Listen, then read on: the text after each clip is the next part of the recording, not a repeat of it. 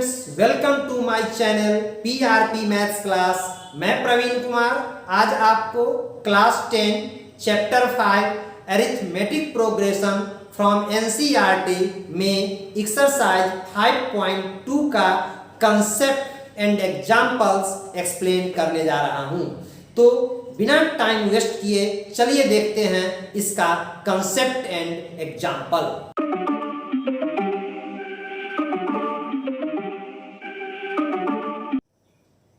आज देखते हैं class 10 chapter 5 arithmetic progression NCERT का एक्सरसाइज 5.2 का कंसेप्ट एंड एग्जांपल्स। तो इसका एग्जांपल्स 3 समझने से पहले 1 और 2 को हम प्रीवियस वीडियो में एक्सप्लेन कर चुके हैं, ठीक है।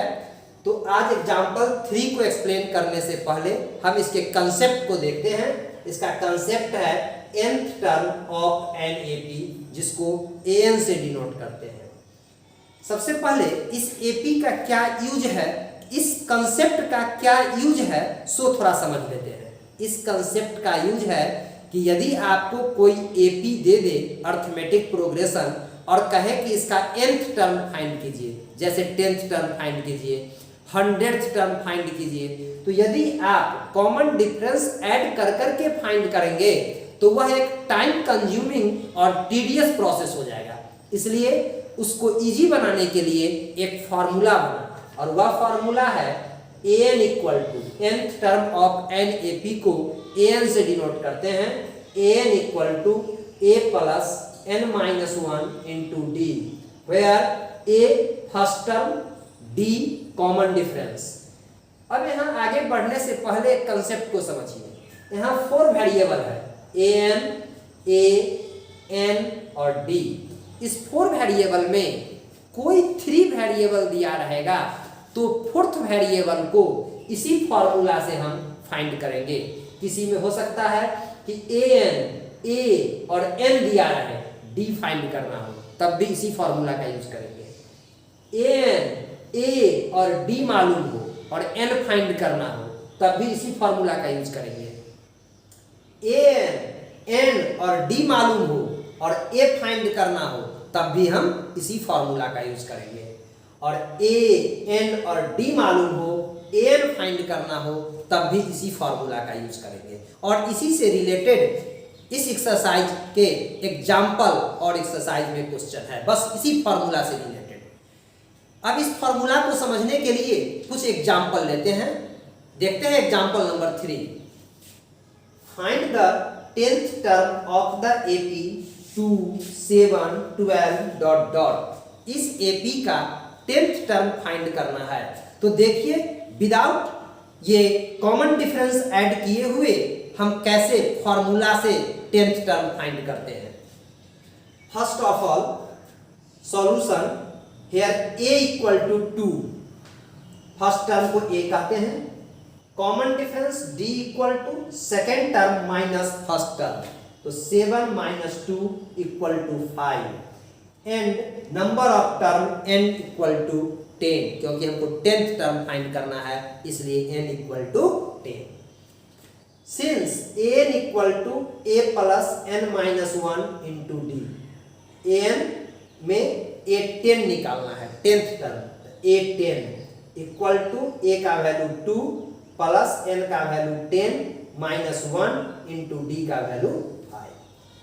2 plus 10 minus 1 9 into 5 equal to 2 plus 9 5 जा 45, 45 प्लस 2 47 आंसर। हम क्या देखे कि बिना ये कॉमन डिफरेंस ऐड किए हुए फॉर्मूला के कंसेप्ट से इस एपी का 10th टर्म फाइंड कर लिए। है ना इंटरेस्टिंग? तो चलिए आप देखते हैं आगे next example, example number 4।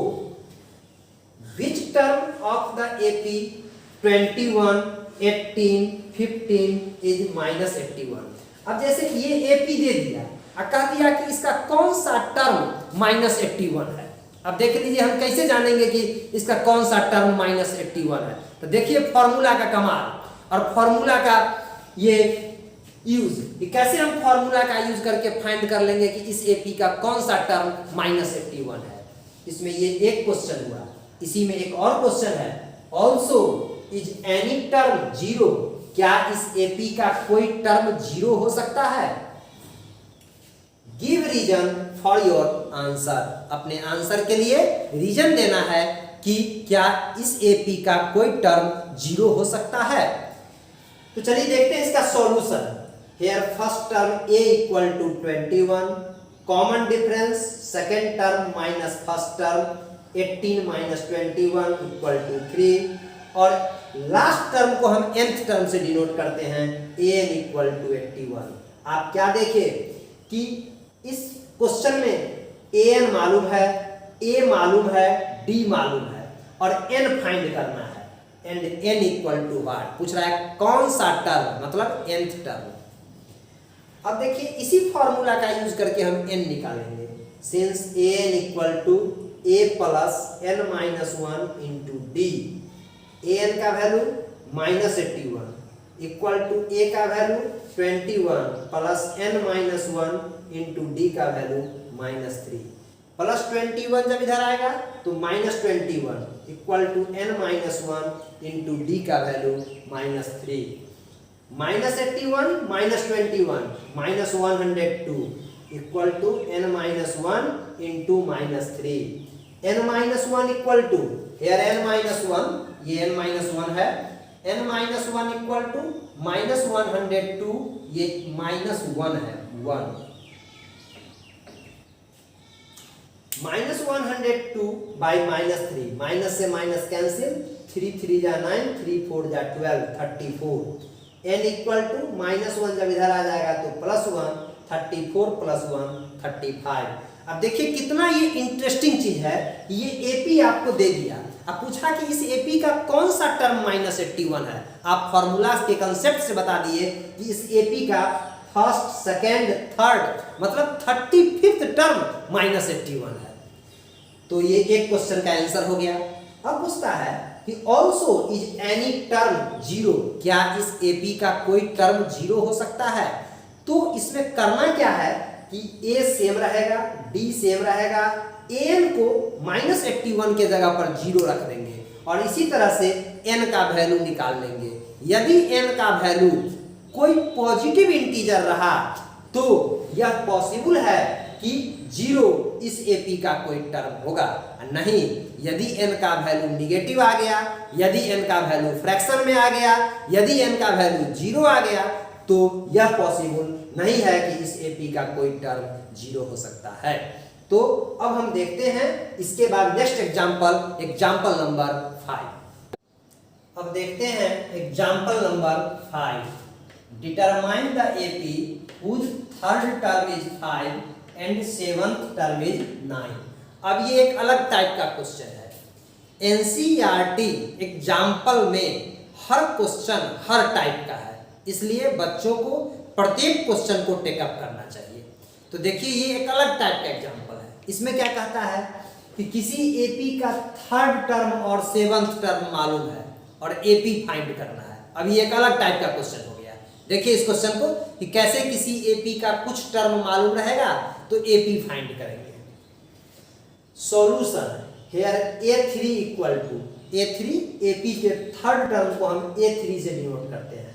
a3 का general form a plus n minus 1 means 3 minus 1 into d. तो a plus 2d equal to third term क्या है, एपी का थर्ड टर्म क्या है 5, तो a plus 2d equal to 5। इसको बना देंगे इक्वेशन फर्स्ट। अब कहता है एंड इस एपी का सेवंथ टर्म जिसको a7 से डिनोट करेंगे, तो a plus n minus 1 means 7 minus 1 into d. Here a plus 7 minus 1 6d plus 9।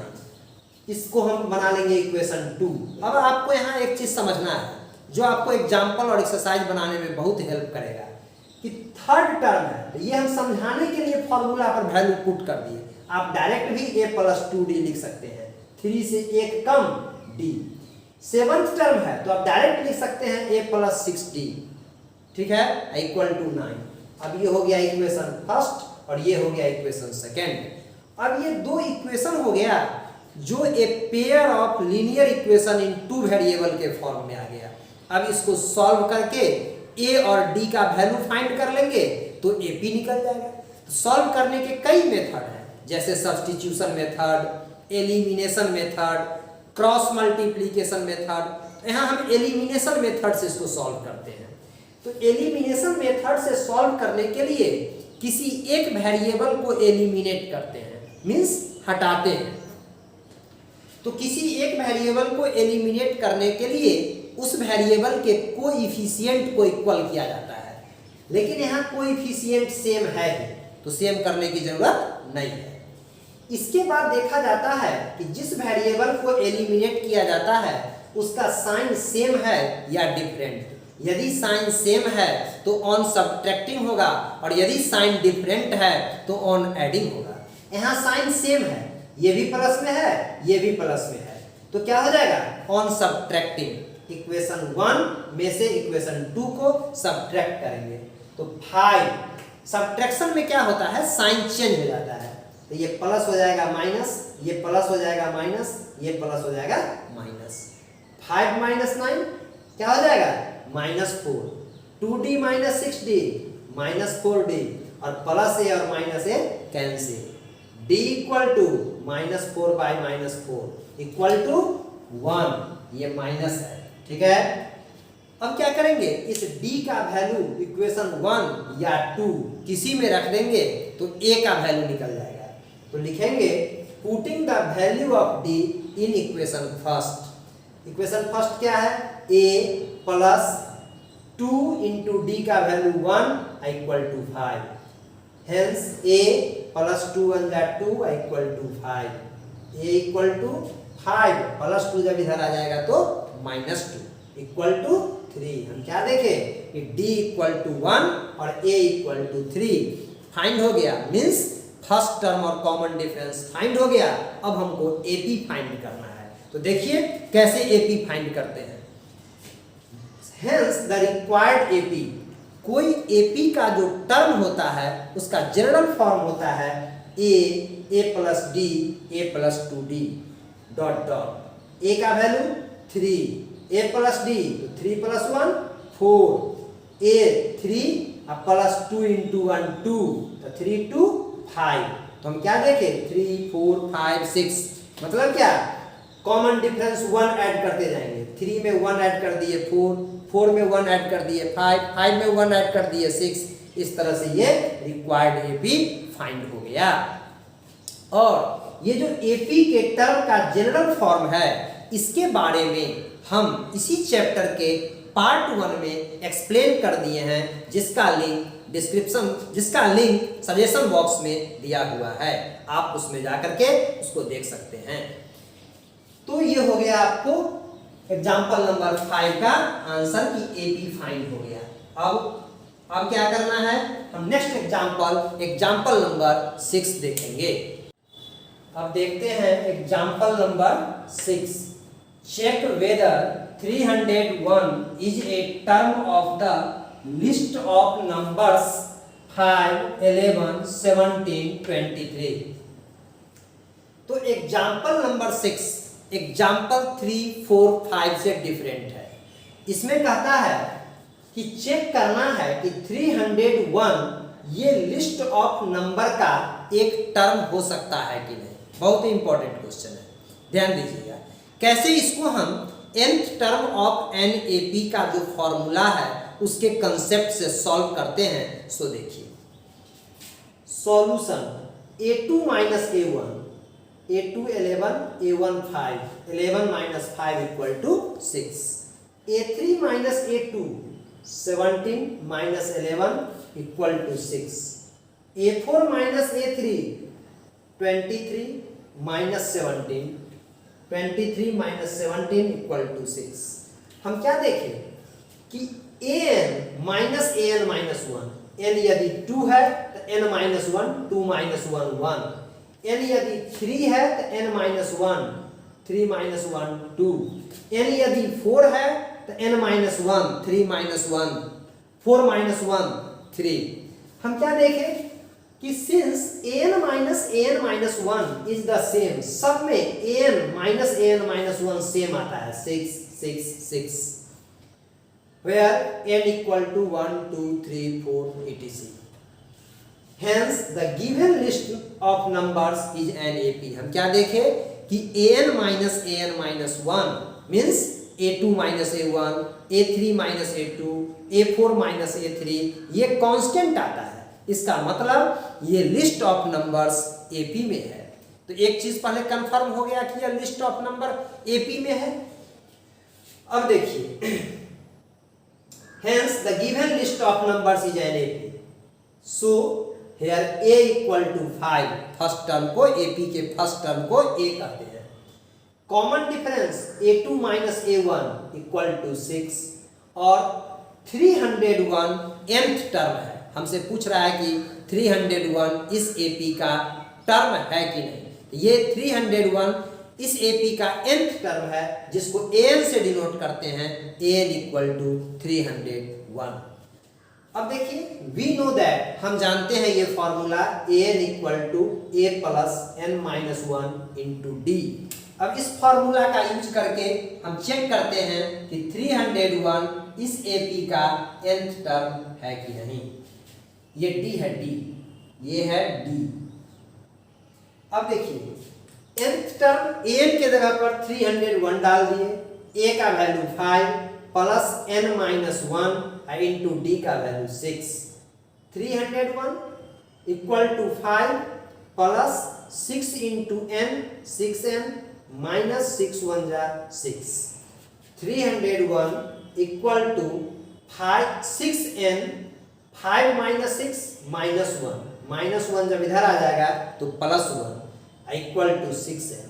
301 plus 1 302 equal to 6n।